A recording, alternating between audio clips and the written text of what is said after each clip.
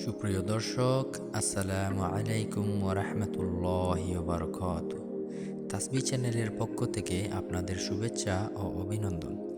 তাসবিহ চ্যানেলে আমরা প্রতিদিন কোরআন ও হাদিসের আলোকে অত্যন্ত গুরুত্বপূর্ণ সব দোয়া এবং আমল নিয়ে আলোচনা করি। প্রতিদিন এ সকল দোয়া ও আমলের ভিডিও পেতে আমাদের চ্যানেলকে ফলো করে পাশে থাকবেন। ভিডিওটি ভালো লাগলে লাইক শেয়ার করবেন। কী ধরনের আমলের ভিডিও চান কমেন্ট করে জানাবেন। প্রিয় দিনী ভাই ও বোনেরা, গভীর রাতে আমাদের প্রত্যেকেরই দুই একবার ঘুম ভেঙে যায়। তখন আমরা কি করি? এপাশ ওপাশ করি, মোবাইল ফোন দেখি, শেষে আবার ঘুমিয়ে যাই।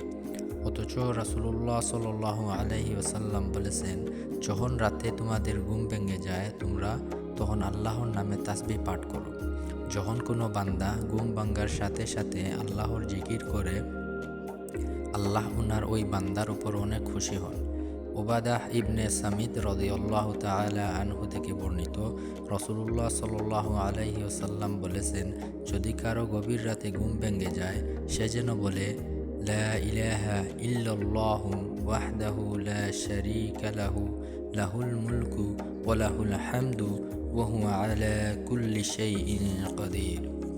সুবহানাল্লাহ, আলহামদুলিল্লাহ, ওয়া লা ইলাহা ইল্লাল্লাহু আল্লাহু আকবার, ওয়া লা হাওলা ওয়া লা কুওয়াতা ইল্লা বিল্লাহ, রব্বিগফিরলি।